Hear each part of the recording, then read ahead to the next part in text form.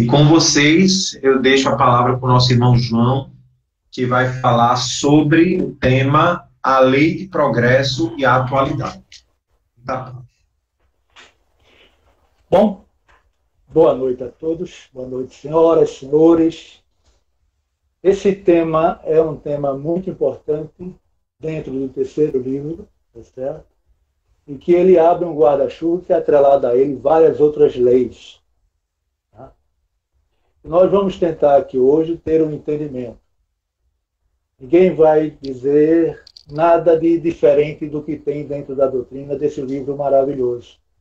Nós vamos agora reviver alguns tópicos interessantes e que realmente está dentro dessa nossa atualidade. Aliás, a gente tem que dizer que o Novo Testamento, né, aquele maravilhoso Novo Testamento, sempre foi atualizado. Ok. Bom, eu gostaria primeiro que vocês me dessem licença de eu ler uma citação do livro da Gênesis, capítulo 18, item 17, que diz: a fraternidade deve ser a pedra angular da nova ordem social. Porém, não há sociedade real, sólida e efetiva, se não for apoiada numa base inquebrantável. Esta base é a fé. A fé dos princípios fundamentais que todo mundo pode aceitar. Deus, a alma, o futuro, o progresso individual indefinido, a perpetuidade das relações entre os seres. Bom, por que eu estou lendo essa citação? Primeiro, pelo primeiro parágrafo, que a fraternidade deve ser a pedra angular da nova ordem social. Então, isso já vem sendo dito há muito tempo. Já vem sendo mostrado o que realmente tem que seguir toda a programação, qual é a finalidade de toda essa programação aqui, tá certo? Então, hoje eu estava passeando lá no parque com meu cachorro e realmente eu comecei a refletir sobre esse tema. Não sei porquê, mas eu fiquei lá pensando e olhando e vendo a situação atual como nós nos encontramos. Então, na realidade, o ponto principal de tudo aquilo, de tudo isso aqui, chama-se o progresso individual. É esse progresso individual que faz refletir numa sociedade que, segundo Emmanuel, no livro Pensamento e Vida, a sociedade é o grande filtro dos espíritos. Então a sociedade é o retrato de quem ali está compondo aquela sociedade. Aqueles irmãos que estão compondo a sociedade. Eu acredito que nós estamos passando por um momento de tribulações, né, muito sério. Sério porque muita gente está desacordada ainda. Ainda não percebeu o que está se passando. E que vem se passando há alguns anos já. Isso não quer dizer que aqui estamos no máximo, não. Com certeza, coisas piores surgirão. Logicamente, eu não estou falando de cataclismo, essas coisas, estou falando na base do conceito da lei moral. Muitas coisas piores vão acontecer. Aliás, já estão acontecendo. Estamos passando por um momento de uma pandemia, tá? E nós não devemos, em nenhum momento, criticar esse momento, essa pandemia.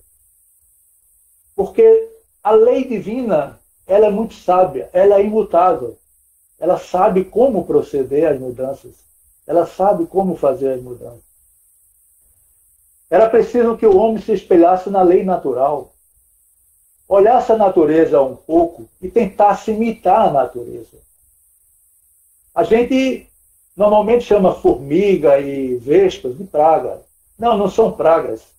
São agentes benéficos da natureza. Eles estão ali trabalhando. Uma formiga, quando come as folhas de uma árvore, quer dizer que ela tem maldade. É porque a árvore está deficitária e precisa reformar. Então, nós estamos passando por um momento que nós precisamos realmente nos reformarmos urgentemente. Eu digo urgentemente porque a gente tem uma passagem aqui muito rápida. E a gente deve aproveitar toda a nossa reencarnação. Não devemos abdicar de nenhum momento que pudermos fazermos a coisa certa. E que também, em nenhum momento, de podermos reverter uma coisa que fizemos errada. Segundo Santo Agostinho, na profilaxia do espírito, ele fala muito bem isso. Até porque ele chama atenção nessa questão, 919 do Livro dos Espíritos, se não me engano, da necessidade da conectividade do homem com Deus. E isso nós não estamos fazendo. Nós não estamos fazendo. Nós estamos passando por isso. Na realidade, nós temos muito que entender por que é que nós estamos aqui. O que nós estamos fazendo aqui. Não é verdade? Então, vamos começar a entender mais ou menos por que essa lei do progresso, por que vem na doutrina espírita nos orientando a respeito disso. Né? Essa lei do progresso, esse é o capítulo 7, ele chama para baixo dele 6 itens importantes. É o estado natural, a marcha do progresso, povos degenerados, civilização, progresso da legislação humana e a influência do espiritismo também no progresso. Certo? Eu tenho certeza que nesse momento que nós estamos passando, certo? É um momento de muita reflexão. A gente tem que abdicar um pouco das críticas que às vezes fazemos automaticamente. Certo? E essas críticas que nós fazemos é porque já fizemos em vidas passadas. É preciso a gente sair da caixinha, tá certo? E a gente tem que sair da caixa para fazer uma coisa diferente. A caixa que eu me refiro é uma caixa que a gente vai levar para o resto da vida. Chama-se o nosso campo mental. É nela que está contido todo o nosso pretérito, que nos dá um automatismo muito grande para hoje, porque a gente não nota o nosso automatismo.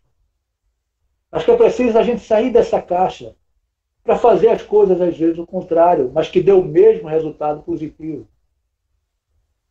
Eu digo isso porque, por exemplo, eu tenho um caminho para ir para o GAN.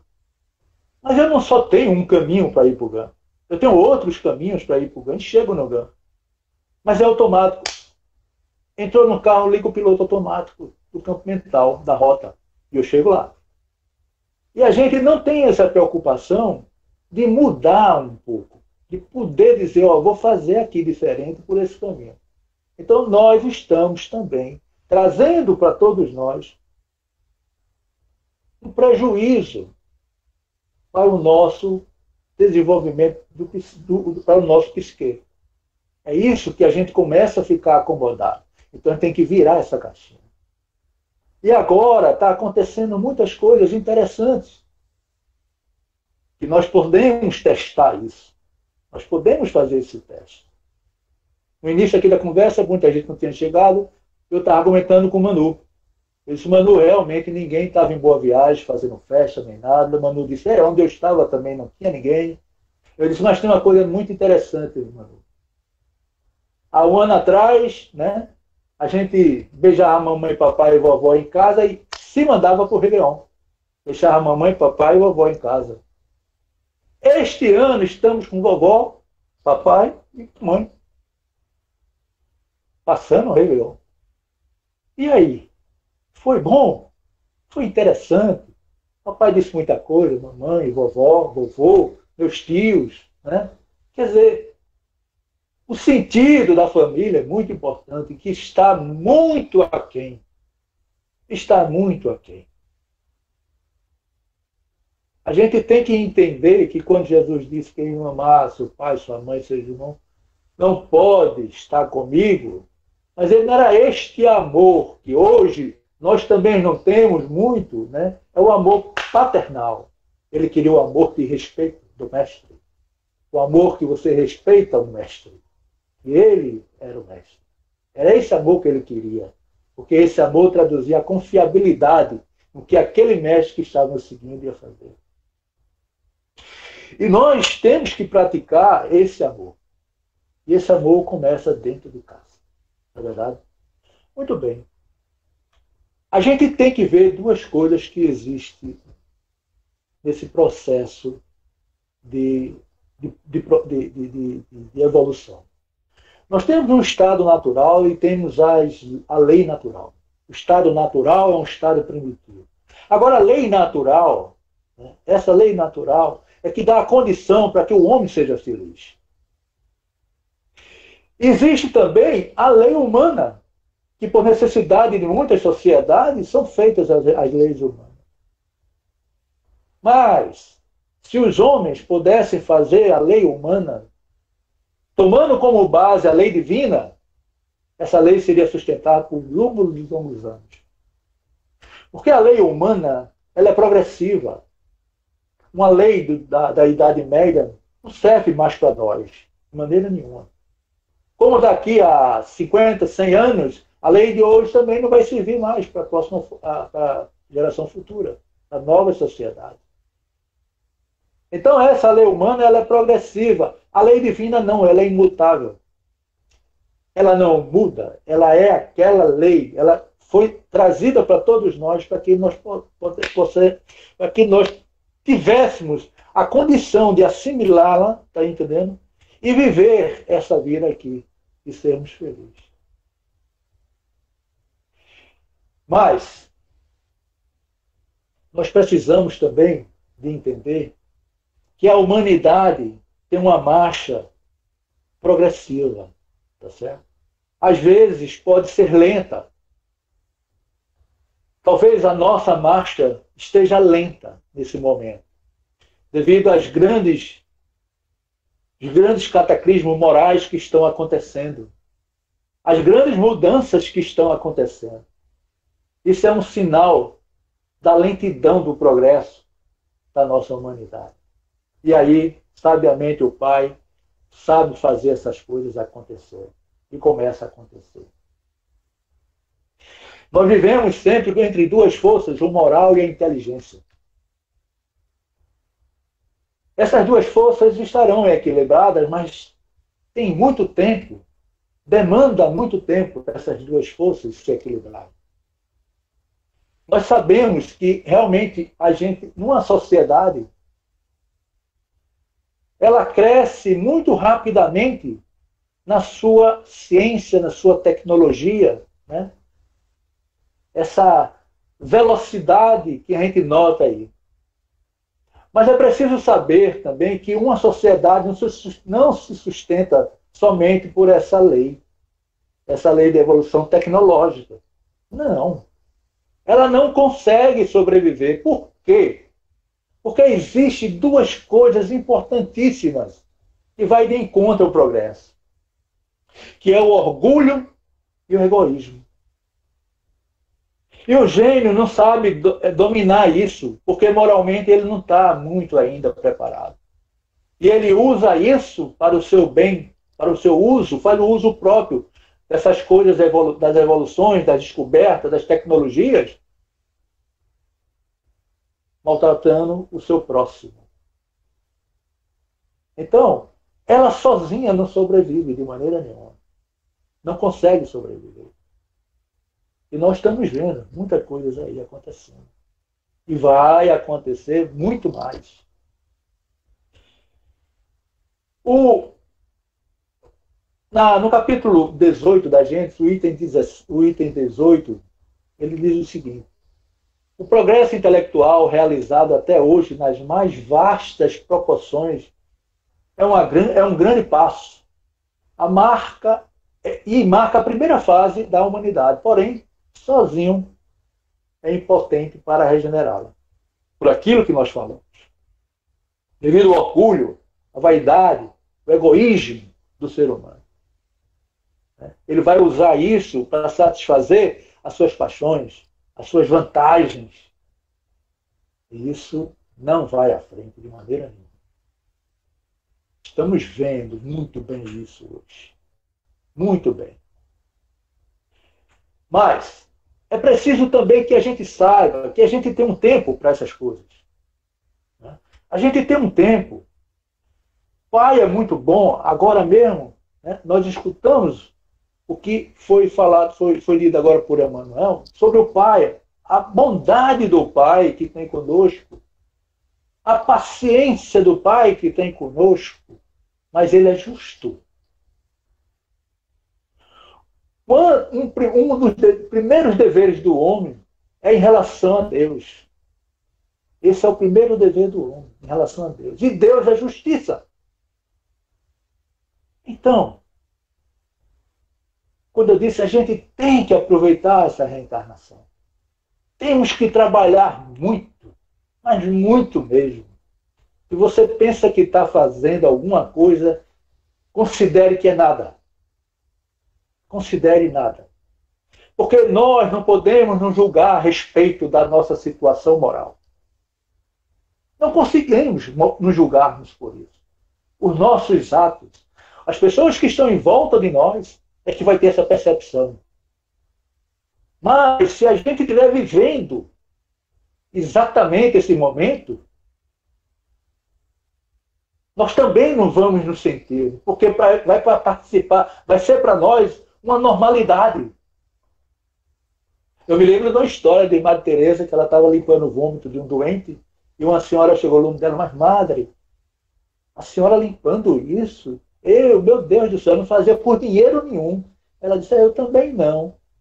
Então, veja que o que ela estava vivendo era sabedoria já.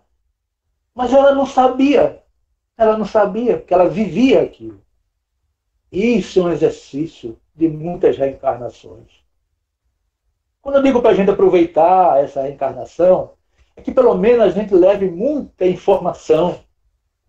Para que, se for possível voltarmos aqui para a Terra, que possamos estar com o nosso campo mental cheio de boas informações. Muito embora ainda não vividas na sua totalidade, mas em grande parte, vamos lá, o que você tiver. Então é muito importante isso aí. Porque senão seremos futuros exilados de Capela. Está lembrado dos exilados de Capela. Quem foi que veio para cá? Os gênios, os grandes cientistas, os grandes matemáticos, com um valor intelectual lá em cima e a condição moral baixíssima. E teve muita chance. Muita chance. Tem um livro também, Exilados por Amor, que fala muito bem sobre exatamente vamos dizer assim, esses degenerados, vamos dizer assim, né? Que vieram aqui para a Terra no início do planeta. Para fazer o quê? Para alavancar a tecnologia da Terra, para alavancar o conhecimento. E depois, porque o desenvolvimento tecnológico, a capacidade tecnológica, intelectual, ela deve deve servir para que você possa entender as leis morais. Para que sua inteligência possa ficar atento nisso aí. Mas é preciso que você se afaste das vicissitudes da vida. Então, nós temos aqui uma citação, aqui na Gênesis, capítulo 18, que diz assim, mostra-nos a história que muitos povos, depois de abalos, que os revolveram profundamente, recaíram na barbárie. Onde neste caso o progresso está? Aí a resposta. Quando tua casa ameaça a ruína, manda demoli-la e constrói outra mais sólida e mais cômoda. Mas, enquanto esta não se apronta, há perturbação e confusão na tua morada. Está muito parecido, que a nossa morada está com muita perturbação. A nossa morada está muito cheia de comoções, tribulações, não é verdade? Então, é preciso que na continuação desse pensamento, que você possa evoluir para que você deixe esse casebre que você vivia quando era muito pobre moralmente, um indivíduo muito infeliz, vivia nesse casebre e conseguiu evoluir, crescer, ganhar porte e se mudou para um palácio, para uma condição agora que é condizente com seu estado moral. Mas aquela casa que ficou lá, aquela casa que está lá, será habitada também por igual miserável como era você, porque ele não tem nenhum teto e vai dar graças a Deus por ter um teto para morar. E que também ele vai evoluir. Então veja esse panorama como está hoje. A nossa casa está muito conturbada. Ela tem que ser reformada. Tem que mudar essa casa. Tem que ser construída outra casa. E está chegando a hora. Aliás, já está se fazendo isso. Já vem se fazendo isso. Nós vamos ver daqui a 30 anos, mais ou menos, muita coisa modificada. Lógico que eu não estarei aqui, mas estarei também, porque o mundo espiritual e o mundo material é um só. E eu estarei aqui torcendo, porque eu tenho a oportunidade de voltar para cá. Então, se vocês não pensam que o mundo espiritual está em comoção também por esse momento que a gente está passando, os espíritos de boa índole, ou seja, espíritos maravilhosos que querem ajudar, estão realmente sofrendo como nós aqui. Porque ele está vendo que da casa onde ele saiu, ele pode retornar, e ele quer retornar para uma casa melhor. E aí também eles estão trabalhando nisso. Existe uma comoção muito grande no campo espiritual. Mas a gente precisa ter fé. A gente precisa ter fé. E a gente precisa ter vontade. A vontade, ela é a mola mestre de todos os nossos pensamentos, segundo Emmanuel, no livro Pensamento e Vida. Você pode realmente fazer tudo que você imaginar, pensar, meditar, mas se você não tiver a vontade, você não operacionaliza aquilo. Mas lembre-se de uma coisa. Você pensou, você criou um campo em volta de você. E é por isso que as leis morais, que não são leis físicas, mas como o espírito e perispírito e espírito estão ligados, e essa ligação tem interferência pelo campo energético que nós criamos, então depende da nossa felicidade. Então nós temos que procurar pensar bem. Nós temos que procurar foco. Foco. A mente que fica levitando, ela não tem foco. E aí você pensa um bocado de coisa diferente. Não é verdade? Muito bem. Outra coisa que eu queria falar da sociedade é o seguinte. Às vezes não, hoje ainda, né? Quem tem a base muito boa, quem estudou em colégio antigo, né? Colégio público, né? Que te estudava história, SPB, essas coisas todas, a gente sabe, a gente tem a base do que a gente aprendia. Então, lá atrás, na história do Brasil, a gente ouvia falar muito de província. O Brasil era uma província, os Estados Unidos era uma província. Então, existiam muitas províncias que controlavam as civilizações. E as civilizações tinham um progresso incompleto. Não por elas, mas pelo campo de servidão que essas pessoas que viviam em uma sociedade potentosa de grandes poderes criavam nessas províncias.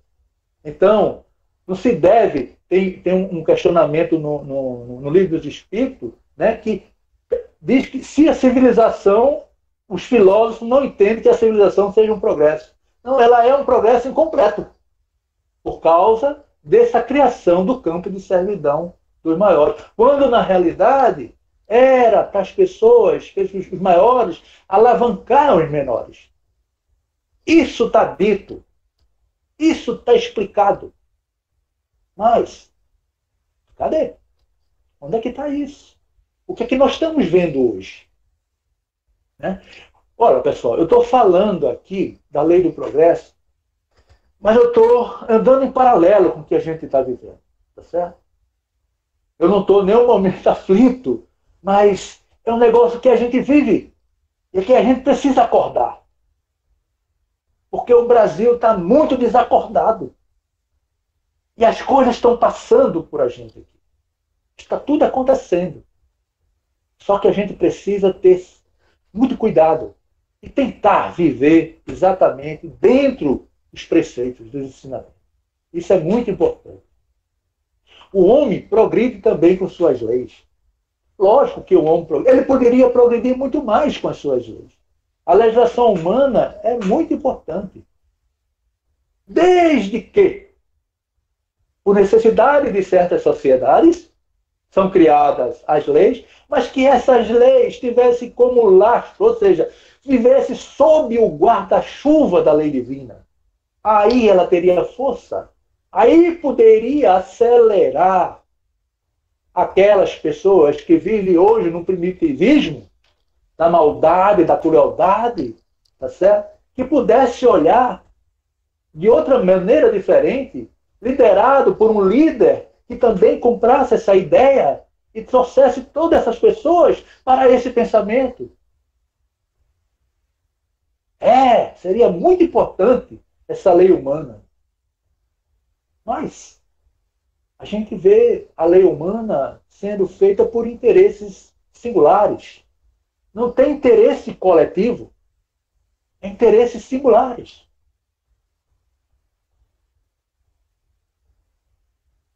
Isso, eu não quero assim dizer o que vai ser de ruim para essas pessoas, mas a gente sabe, a gente vê, a gente é testemunha do que acontece com essas pessoas. Não é verdade? E nós não podemos nos afastar dessa realidade. Porque a doutrina espírita ajuda demais a gente. A batalha da doutrina espírita, a ajuda da doutrina espírita nessa lei de progresso é exatamente fazer com que a gente acabe com o materialismo. A gente tem que acabar com o materialismo. Pera aí também. Acabar com o materialismo, entenda-se. Viva na verticalidade o máximo que você puder. O materialismo é necessário porque Deus, quando nos deu esse corpo, segundo Santo Agostinho, o nosso burrinho de carga, e disse para a gente, cuide bem dele. E para você cuidar bem dele, eu vou lhe dar as condições. E ele nos deu a lei moral. E ele nos fez entender que morte e vida caminham no progresso.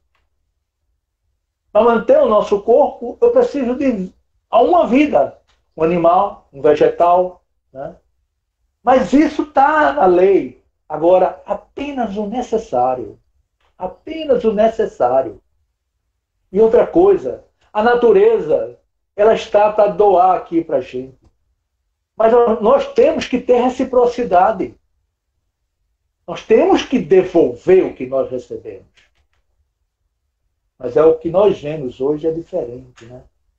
Nós vemos hoje acabando com os campos de plantação, com a tecnologia, adubo sintético, acabando com a camada orgânica da terra. Né?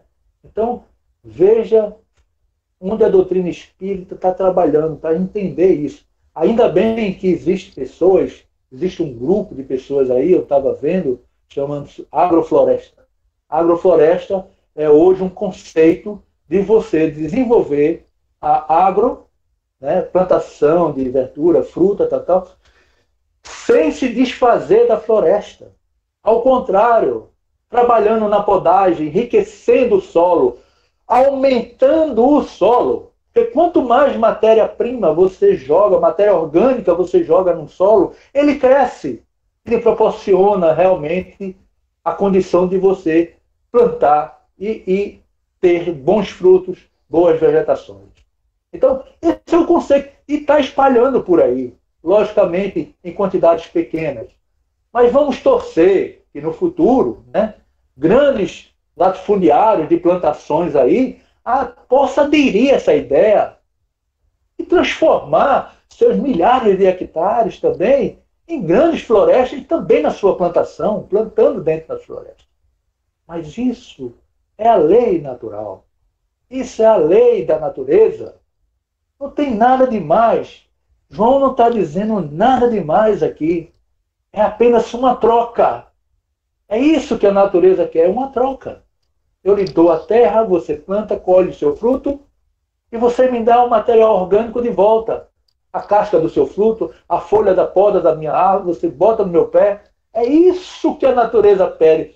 Então, é um simples exemplo que ninguém olha, ninguém observa.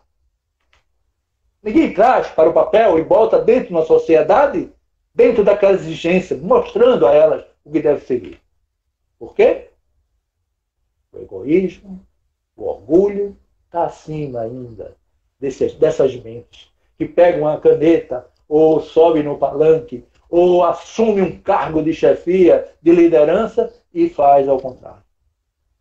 Mas é preciso que a gente tenha entendimento da seguinte maneira. Jesus, ele não ganhou sozinho o que ele pretendeu fazer. Ele ganhou com a massa. Ele sabia que ele tinha uma massa enorme embaixo da cúpula dos romanos. Tinha um percentual muito pouco de romano montando numa massa. E foi aí que ele estrategicamente, grande estratégia foi Jesus, começou a implantação do cristianismo. Trabalhando ali na família, crescendo ali na família, a ideia dele. Culminando com a Casa do Caminho e a liderança e a ajuda de Paulo. Então, é isso que eu digo a você. Mas a gente tem que pensar, a gente não tem que esperar que alguém faça alguma coisa por nós. Nós temos que ter essa iniciativa de buscar o entendimento, de buscar a fonte da informação. É isso que a gente tem que fazer. A gente não pode estar com a nossa retina na normose. O que é isto que eu estou dizendo a você? É que hoje a gente passa pela calçada e vê os irmãos deitados na calçada, talvez não fez uma refeição ainda, e a gente olha e é normal. A nossa retina está acostumada a fazer isso. Né? Mas a nossa retina ainda não fotografou um carroceiro encontrando uma mala cheia de dinheiro e entregando a um delegado. Ou o carroceiro está fazendo a lei, ele está exercitando a lei. Isto não é meu e pronto. Porque a lei do homem não é de ninguém, eu encontrei, é meu. Isso é a normose. Mas quando se fala ao contrário, opa, está diferente. Não, não está diferente não. Já foi dito isso. Não é verdade? Muito bem. Gente, eu vou falar uma coisa aqui que é da Gênesis também. A Gênesis é fantástica nisso aí. Uma coisa que vos parecerá estranha, mas que nem por isso deixa de ser rigorosa verdade, é que o mundo dos espíritos que vos rodeia sofre golpes de todas as comoções que agitam o mundo dos encarnados. Então é aquilo que nós falamos. Isto nada tem de surpreendente. Veja só, ou seja, gente, isso existe. Para quem sabe que os espíritos e a humanidade não deixam de ser um todo. Estamos todos juntos aqui. Que dela saem e nela devem reentrar. Então, a preocupação da espiritualidade. Então, eles ficam preocupados para que realmente, né, esse planetinha possa realmente fazer uma passagem na sua reforma. E uma passagem muito boa. É isso que a gente está querendo fazer. Né? Então, o que eu acho interessante também nesta lei, Kardec inteligentemente pegou as leis divinas e dividiu em duas leis, as leis físicas e as leis morais. Né? As leis físicas, essa evolui. As leis morais, não. Esta a gente tem um trabalho a fazer. É isso? É esse trabalho que a gente está tentando fazer. Então nós vamos trabalhar aqui um pouco dentro dessas leis, né, para estar dentro desse contexto que é muito interessante, tá bom? E deixa eu dizer para vocês o seguinte, que os deveres do homem, a gente pode selecionar em, sei lá, 3 deveres. Deveres do homem para com Deus, deveres do homem para consigo mesmo e deveres do homem para com o próximo. Né? Aí você bota Deus, justiça com ele mesmo, é o amor com o próximo, isso é a caridade. Né? Então, Deus é justiça, amor e caridade. Então, vamos trabalhar nesse título, justiça, amor e caridade, e vamos ver realmente o que nos traz essa doutrina tão maravilhosa, tá certo? Então, a lei da adoração é muito interessante isso. A lei da adoração, ela faz com que oriente você para que você entre em conectividade com Deus. No momento, aquele momento certo, aquele momento apropriado. Né? Deus não pede para que a gente fique pensando sempre nele. Deus pede para que a gente pense nele. Porque contemplação não faz nada. Não tem nenhum serviço contemplação. A contemplação você não faz nenhuma ação. Não tem nenhum serviço feito aí. Então é muito importante, né, a adoração a Deus. Adorar a Deus. Eu não digo que é sentar e chegar e botar uma petição na mão para pedir coisa a Deus. Não, não é isso. A gente não tem que ser pedinte de Deus. A gente tem que falar com Deus. Cochichar com o pai. Aquele cochicho com o pai. Como é que a gente fazia antigamente? Né? Eu era pequeno e falava com o pai.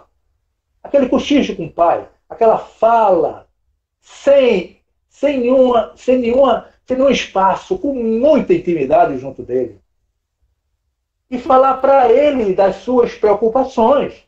E pedir muita força para que você possa superá-las. Nós é que devemos superar. E aí sim, é uma conversa boa. Dizer, pai, eu tenho esse problema e eu vou ter que resolver. Me ajuda, me ilumina para que eu possa realmente encontrar uma saída. Pronto. Mas ele não. Ele vai te amparar desde que você tenha esse propósito.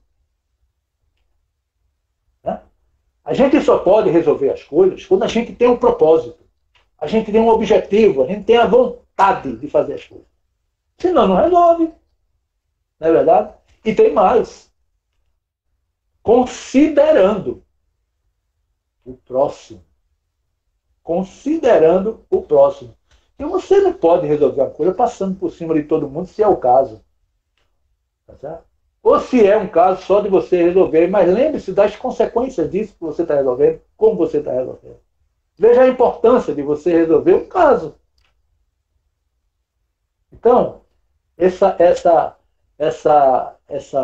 lei da adoração, ela traz isso para todos nós. A lei do trabalho é importante também. O trabalho, a conexão com Deus, né, é uma coisa tão importante que quando você está trabalhando, focado no seu trabalho, não se esqueça que ele está conectado com você. Porque você está desenvolvendo uma parte profissional sua. Eu trabalhei 39 anos, mais ou menos, numa empresa, tá certo? E eu tinha o costume de fazer o trabalho. No início, não. Depois que eu comecei a conhecer a doutrina, então eu passei a trabalhar de uma maneira diferente. Eu não fazia meus trabalhos para meu chefe, para meu superintendente. Eu fazia os trabalhos para Deus. Dizia, esse é para você. Ele está me pedindo 100, eu vou dar 150 para ele. E não me interessava se o cara ia pegar e botar a assinatura dele. Eu estava satisfeito comigo, eu fiz bem feito. Se você tem esse foco durante o dia do seu trabalho profissional, tenha certeza, a sua mente não volita em pensamentos que não devem ser. Como, por exemplo, xingar o chefe, né? Desejar mal o chefe, desejar mal o superintendente. Que coisa que você não gosta. Deixa pra lá, cara. É esse o entendimento da conectividade com Deus. O trabalho traz isso. O trabalho, né? A ação, ele transforma o ambiente. O trabalho, o serviço, você ajuda o próximo. São dois tipos de trabalho que você pode ter na sua vida. Você pode transformar um ambiente que faz bem à comunidade, né? E você pode ter um trabalho de serviço, que está junto, ali, aquele irmão que está precisando do seu ombro, de uma palavra, né? De comida, de dinheiro, sei lá, qualquer coisa. Ele está precisando, chega junto e faz o serviço. Então, é um dos deveres, faz parte desses deveres para com Deus. O trabalho e a lei da adoração. Ok? Muito bem. O homem para com ele mesmo, dever para com ele mesmo, primeiramente a reprodução. É sagrado. Essa reprodução é sagrada. A reprodução você mantém, né? A civilização é mantida através das reproduções, né? Ou seja, a minha família, vou manter sempre a minha, sei lá, a minha hereditariedade, a minha família vai crescer, pronto. Mas eu penso assim, mas na realidade, quando eu tenho uma condição de gerar um corpo material, né? Fazer um corpo material, eu estou dando oportunidade a um elemento, a um irmão que vai reencarnar. É muito bonito isso, né? Eu estou realmente fazendo um ato de reprodução, mas estou ajudando ao irmão que vem reencarnar. Né? Aquele irmão que, em sonhos, já tínhamos acertado a sua reencarnação. A lei da conservação, nós falamos aqui anteriormente, né? De que você tem que conservar, você tem que manter, né? Tudo você tem que manter. Não é verdade? A gente tem que ter o respeito à natureza. A gente tem que ter respeito a uma pedra. Sabe por quê? Quando você olhar uma pedra, você diga, já fui pedra. Já fui pedra. Né? E respeitar a pedra. Respeitar a natureza. Né? É exatamente isso. A gente não tem que agredir a natureza. Respeitar o seu corpo. Você tem que alimentar o seu corpo com saúde? Não de outra maneira. Que a gente sabe muito bem. Os vícios, as drogas, tudo mais. Isso é importante. A lei da destruição, essa é uma lei que faz parte. Né? Essa lei de destruição faz parte também. Como a gente disse, morte e vida andam em paralelo. Para eu viver, tem que morrer alguma coisa. Uma árvore, um animal, não é verdade? Tem que acontecer isso. Não é verdade? Mas isso está na lei. Mas tudo de acordo com a necessidade. Mais nada. É tudo de acordo com a necessidade. Nada de supérfluo. Nada. Né? O que é que eu vou ter? 10 calças jeans. Só visto uma, né? Por vez. Mas 10? Por quê?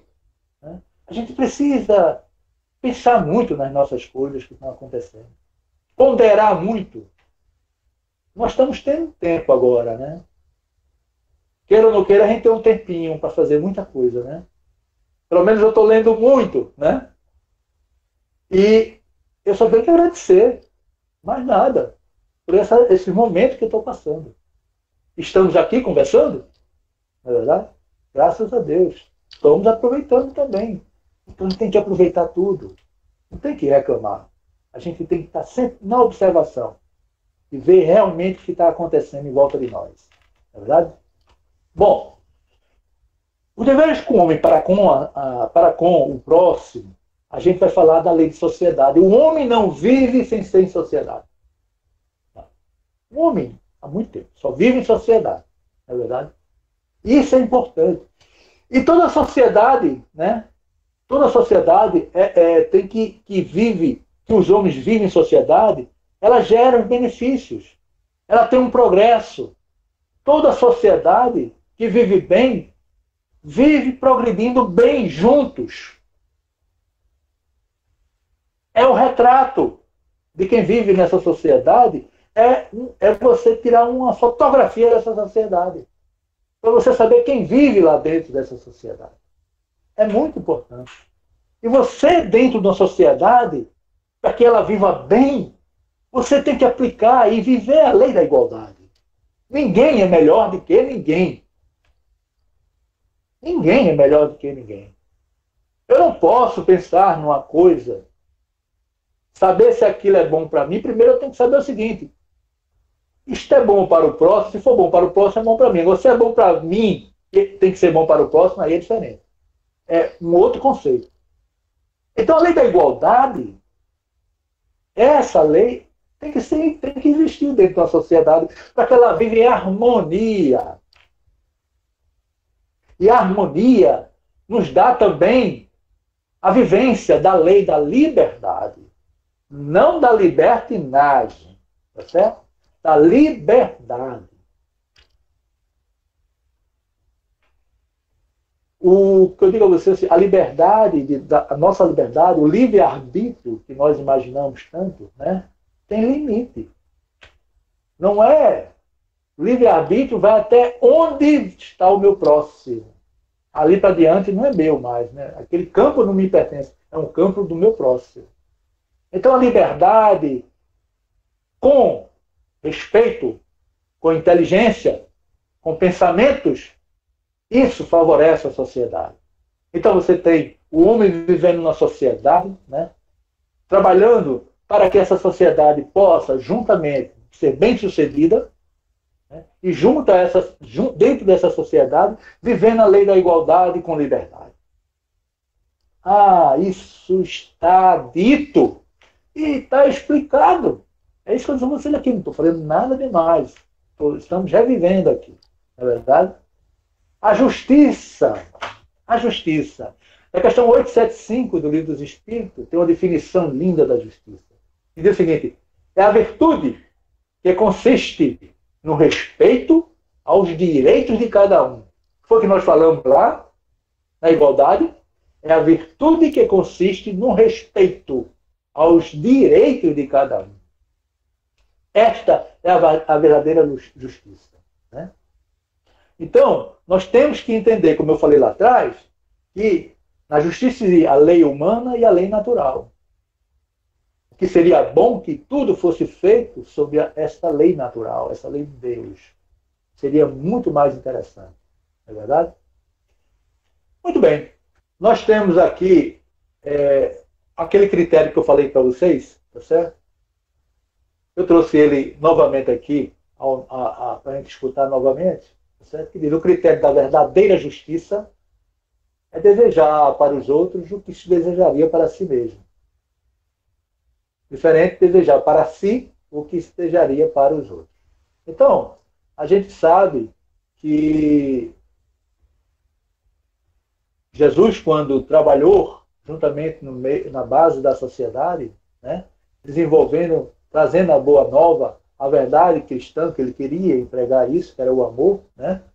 A gente não, ele mostrava sempre que você não poderia, né, tomar nenhuma decisão sem considerar as condições do próximo. Por isso que ele dizia, chegava o aleijado, Deus me cura, ele perguntava: você quer ser curado? A pergunta era essa, né? Quando a mulher hemorrágica tocou nele: Senhor, fui eu, obrigado, você me curou. Eu disse: eu não. A tua fé. Veja que ele respeitava a condição de cada um. Não é verdade? Muito bem. O amor. Falar de amor, né? A gente não pode falar de amor sem ler exatamente a descrição de Lázaro no Evangelho segundo o Espiritismo. Capítulo 11, item 8. Ele diz, acho lindo: o amor resume inteiramente a doutrina de Jesus, porque é o sentimento por excelência, e os sentimentos são os instintos elevados à altura do progresso realizado. Bom, isso é fantástico. Isso é fantástico. Que progresso nós estamos? É o nível que se encontra nossos instintos. É o nível que muda nossos instintos.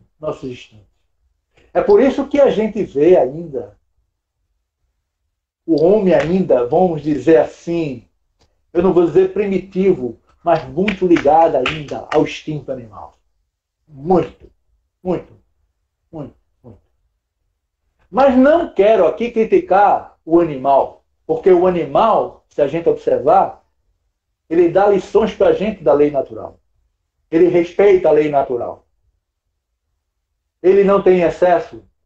Ele só pega o necessário para a sua alimentação, para a sua sobrevivência. Mas o que eu digo do animal é porque ele não tinha ainda a racionalidade.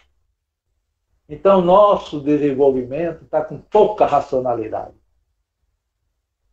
Então, o amor é isto. É quando nossos instintos alcançam a altura do nosso progresso. Você sublima isso. Não é verdade? Então, e o amor? Quando a gente fala de amor, a gente nunca pode deixar de falar da caridade. A caridade é uma tarefa importantíssima. A verdadeira caridade é aquela que não é remunerada. Não confunda caridade, né, com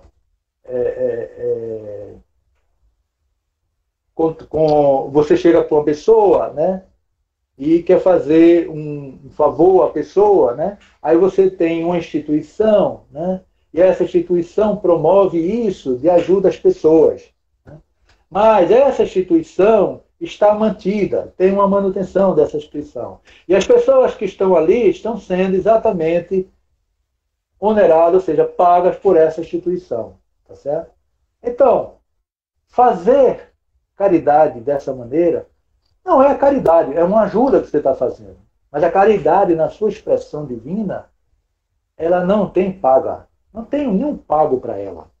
Não se paga nada. É fazer por fazer. Então, a gente tem que ter esse pensamento do trabalho que a gente tem que executar dentro da caridade, que nós falamos anteriormente, que é o trabalho de ação e o trabalho de serviço. Onde você muda uma comunidade, uma sociedade, onde você pode mudar um povoado, onde você pode mudar uma pessoa só. Tá certo? Então, a gente tem que ter bem focado isso aí. Tá certo? Agora, tem uma coisa aqui interessante que eu vou ler para vocês. É uma citação do livro Pensamentos, de Pietro Baldi, que é muito bom sobre isso. Então o Baldi fala: a maneira que se nos alonga a ascensão, entendemos com mais clareza. Desculpe, deixou aqui, desculpe, peguei a parte errada. Podemos dizer que é moral o que é benéfico ou pseudo-maléfico perante a lei. Ponto de referência que estabelece os verdadeiros fins da vida. E podemos dizer que é imoral o que é maléfico ou pseudo-benéfico, porque segue fins falsos e ilusórios. Assim, pode ser benéfico o que nos faz sofrer e maléfico o que nos causa prazer. Aí nos remete para o caminho largo e o caminho estreito. Mas veja a colocação dele, né? Como foi bem colocado isso aí por Pietro Baldi. Tá certo? Bom, Manu, realmente, me desculpe, eu cheguei no limiar do tempo aí, tá certo? É porque esse assunto é espetacular, muito maravilhoso. Agradeço a todos vocês, tá certo? E estou aqui para a gente, se for para conversar mais, a gente conversa. Grupo Espírita Regeneração.